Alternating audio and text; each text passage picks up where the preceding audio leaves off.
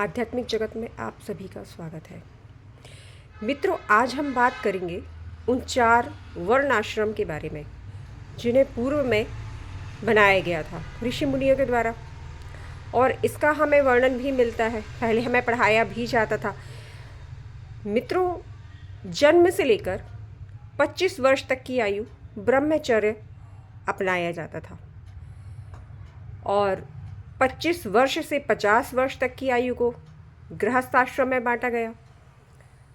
50 वर्ष से 75 वर्ष तक की आयु को गृहस्थाश्रम के बाद वानप्रस्थाश्रम में बांटा गया और 75 से 100 वर्ष तक की आयु संन्यास के लिए सुनिश्चित की गई। मित्रों, ब्रह्मचर्य जो होता है उसमें जब जन्म लेता है कोई भी हमारी संतान, पुत्र हो या पुत्री, उसे जन्म से 25 वर्ष तक विद्या, अध्ययन, शिक्षा ग्रहण करना, अवश्य शिक्षा शास्त्रों की, पुराणों की, धर्म, अर्थ, राजनीति, इन सभी से संबंधित होती थी। अस्त्र शस्त्र से भी संबंधित होती थी गुरुकुल में। मित्रों, जो भी शिक्षा दी जाती थी वह ऐसी दी जाती थी कि समाज में आपको कभी भी निम्न स्तर की सोच का सामना ना करना पड़े और ना ही निम्न स्तर का जीवन जीना पड़े। अतः सभी तरह की शिक्षाएं दी जाती थी, चाहे वो जीवन से संबंधित हो, विवाह के बाद गृहस्थाश्रम से संबंधित हो, आगे योग मार्ग से संबंधित हो, आत्मा की मुक्ति और मोक्ष से संबंधित हो, कामनाओं की पूर्ति से संबंधित हो, सभी शिक्षाएं दी जाती थी और समाज में उच्च स्तर का जीवन जीने के योग्य आपको बनाया जाता था। मित्रों, इस 25 वर्ष तक की आयु में हम देखते हैं कि ब्रह्मचर्य से युक्त जीवन जिसमें अनुशासन शामिल है, अर्थात आप अनुशासन को महत्व देते थे उस समय। आज के समय में हम देखते हैं कि बच्चों में शायद वो संस्कार देखने को नहीं मिलते हैं या उन्हें हंसी का पात्र बना दिया जाता है, क्योंकि जो भी व्यक्ति अनुशासित है, जो भी बच्चा अच्छा जीवन जी रहा है, उसकी मानसिक स्तर अर्थात उसकी बुद्धि का विकास बहुत तेज़ी से होता है, क्योंकि प्रकृति भी नियमों पर आधारित है। अगर वर्षा ऋतु के पहले ही वर्षा ऋतु आ जाए, ग्रीष्म ऋतु के पहले ही ग्रीष्म ऋतु आ जाए, तो शायद वह भी सही नहीं होगा।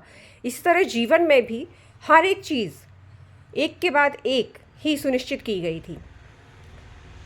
सभी चीज़ अगर नियमित चले प्रकृति में और जीवन में भी तो वह अच्छा लगता है, अर्थात दुखी दुख हो तो वह भी आप सहन नहीं कर सकते। तो एक के बाद एक अर्थात सुख के बाद दुख, जिस तरह से ऋतुओं का भी परिवर्तन होता है, इस तरह जीवन में भी परिवर्तन होता रहता है। यही प्रकृति का नियम भी है। तो मित्रों, जब ब्रह्मचर्य का जीवन अपनाया जाता था उसमें स्त्री प्रसंग तो बिल्कुल भी नहीं मिलता है, किसी भी तरह से स्त्री का संयोग नहीं होता था। आज लेकिन हम देखते हैं कि आधुनिकता के जीवन में सब कुछ नष्ट हो चुका है, व्यक्ति भी स्वयं को नष्ट कर चुका है, क्योंकि जो युवावस्था तक के जो सफ़र होता था उसमें आपकी ऊर्जा बहुत गतिशील होती थी, शुद्ध होते थे आप, पवित्र होते थे आप, और आप में बहुत ज़्यादा एनर्जी होती थी। तो मैं आपसे अगर ये कहूँ कि वह एक ऐसा समय होता था जब गुरुकुल में आत्मशिक्षा दी जाती थी। बहुत से ऐसे जो विद्यार्थी होते थे वो आत्म साक्षात्कार भी उस दौरान कर लेते थे और एक अच्छा राजा, अनुशासित राजा बनकर निकलते थे।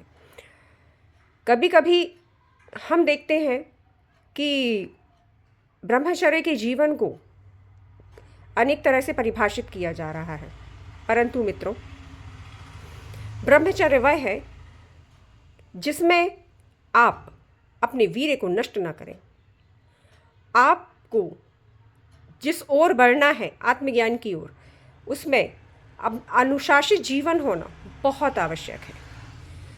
अगर स्त्री या पुरुष कोई भी स्वयं को देह मानकर विभिन्न तरह की वासनाओं में लिप्त हो जाता है तो निश्चित मानिए वह आत्मबोध के रास्ते पर अग्रसर नहीं हो सकता, क्योंकि उसकी मानसिक स्थिति कुंठा से ग्रस्त हो जाती है।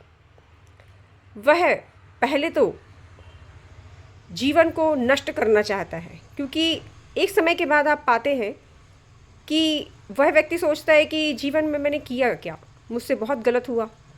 आपका मन और आपकी बुद्धि ही आपको गिरा देता है और तरह तरह से प्रताड़ित भी करता है।